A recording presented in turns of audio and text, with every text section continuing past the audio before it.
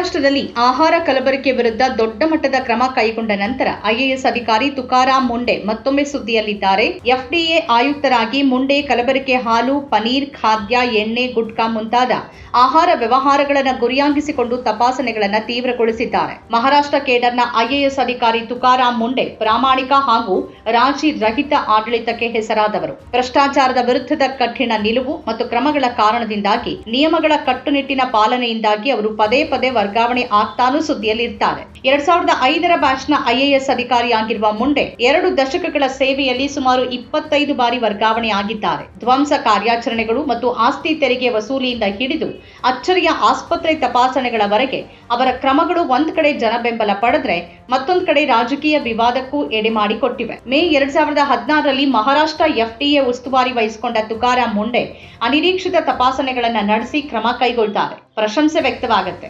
ವಿವಾದಗಳು ಉಂಟಾಗುತ್ತೆ ಮತ್ತು ಕೆಲವೊಮ್ಮೆ ವರ್ಗಾವಣೆಗಳು ಆಗತ್ತೆ. ಈಗ ಮಹಾರಾಷ್ಟ್ರ ಎಫ್ಡಿಎನಲ್ಲೂ ಅದೇ ಕತೆ ಪುನರಾವರ್ತನೆ ಆಗ್ತಾ ಇದೆ. ವರದಿ ಪ್ರಕಾರ ಮೇ 25ರಂದು ಎಫ್ಡಿಎ ಆಯುಕ್ತರಾಗಿ ಅಧಿಕಾರ ವಹಿಸಿಕೊಂಡಾಗಿನಿಂದ ಮುಂಡೆ ಮಹಾರಾಷ್ಟ್ರದಲ್ಲಿ 10,131 ತಪಾಸಣೆಗಳನ್ನು ನಡೆಸಿದ್ದಾರೆ. ಇದರ ಪರಿಣಾಮವಾಗಿ 49.57 ಕೋಟಿ ರೂಪಾಯಿ ಮೌಲ್ಯದ ಆಹಾರ ದಾಸ್ತಾನನ್ನು ವಶಪಡಿಸಿಕೊಳ್ಳಲಾಗಿದೆ. ಇದರಲ್ಲಿ ಸುಮಾರು 16 ಮಿಲಿಯನ್ ಲೀಟರ್ ಕಲಬೆರಕೆ ಹಾಲು ಸೇರಿದೆ. ಸಂಘಟಿತ ಗುಟ್ಕಾ ಮಾರಾಟ ಜಾಲದ ವಿರುದ್ಧ ಎಂಕೋಕಾ ಪ್ರಕರಣ ದಾಖಲಾಗಿದೆ. 56 ರೆಸ್ಟೋರೆಂಟ್ಗಳ ಪರವಾನಗಿಗಳನ್ನು ರದ್ದುಗೊಳಿಸಲಾಗಿದೆ. ಅವರ ತಪಾಸಣೆ ವೇಳೆ ಅಸುರಕ್ಷಿತ ಆಹಾರ ತಯಾರಿಕೆ ಪದ್ಧತಿ, ತುಕ್ಕು ಹಿಡಿದ ಯಂತ್ರೋಪಕರಣಗಳು ಮತ್ತು ಗುಣಮಟ್ಟ ನಿಯಂತ್ರಣ ವ್ಯವಸ್ಥೆಗಳ ಕೊರತೆ ಬಯಲಿಗೆ ಬಂದಿದೆ.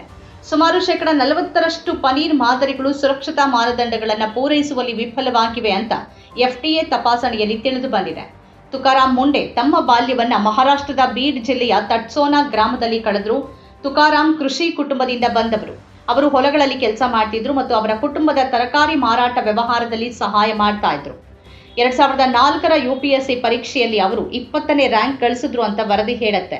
ಮುಂಡೆ ತಮ್ಮ 2 ದಶಕಗಳ ವೃತ್ತಿ ಜೀವನದಲ್ಲಿ 16ಕ್ಕೂ ಹೆಚ್ಚು ಪ್ರಮುಖ ಯೋಜನೆಗಳನ್ನು ನಿರ್ವಹಿಸಿದ್ದಾರೆ ಮತ್ತು ಎಫ್ಡಿಎ ಅವರ 25ನೇ ಹುದ್ದೆ ಎನ್ನಲಾಗಿದೆ. 20 ವರ್ಷಗಳಲ್ಲಿ 25 ವರ್ಗಾವಣೆಗಳನ್ನು ಕಂಡಿದ್ದಾರೆ. ಸೋಲಾಪುರ ಕಲೆಕ್ಟರ್ ಆಗಿ ಸೇವೆ ಸಲ್ಲಿಸುತ್ತಿದ್ದಾಗ ಜಲಯುಕ್ತ ಶಿವರ್ ಕಾರ್ಯಕ್ರಮದಡಿಯಲ್ಲಿ 100 ಹಳ್ಳಿಗಳಿಗೆ ನೀರಿನ ಟ್ಯಾಂಕರ್ ಸಿಗುವಂತೆ ಮಾಡಿದ್ರು. 2015ರಲ್ಲಿ ಮುಂಡೆ ಸಂಚಾರ ಮತ್ತು ಸುರಕ್ಷತಾ ಪ್ರೋಟೋಕಾಲ್ಗಳನ್ನು ಕಟ್ಟುನಿಟ್ಟಾಗಿ ಜಾರಿಗೊಳಿಸಿದಾಗ ಆಗಿನ ಕಂದಾಯ ಸಚಿವ ಏಕನಾಥ್ ಖಡ್ಸೆ ಅವರ ಬೆಂಗಾವಲು ಪಡೆಯ ಚಲನೆಗೆ ಸಂಬಂಧಪಟ್ಟಂತೆ ಘರ್ಷಣೆಗೆ ಕಾರಣ ಆಯಿತು. ನಂತರ ಅಜಿತ್ ಪವಾರ್ ವಿಧಾನಸಭೆಯಲ್ಲಿ ಚುನಾಯಿತ ಪ್ರತಿನಿಧಿಗಳನ್ನು ಅಗೌರವಿಸಿದ್ದಾರೆ ಅಂತ ಆರೋಪಿಸಿದ್ರು. 2016ರಲ್ಲಿ ತುಕಾರಾಂ ಮುಂಡೆ ನವಿ ಮುಂಬೈ ಮಹಾನಗರ ಪಾಲಿಕೆ ಆಯುಕ್ತರಾದಾಗ ಧ್ವಂಸ ಕಾರ್ಯಾಚರಣೆ ಪ್ರಾರಂಭಿಸಿದ್ರು. ಆಸ್ತಿ ತೆರಿಗೆ ಸಂಗ್ರಹದ ಮೇಲೆ ತಮ್ಮ ಹಿಡಿತ ಬಿಗಿಗೊಳಿಸಿದ್ರು. ಅನಧಿಕೃತ ಹೋರ್ಡಿಂಗ್ಗಳ ವಿರುದ್ಧ ಕ್ರಮ ಕೈಗೊಂಡ್ರು.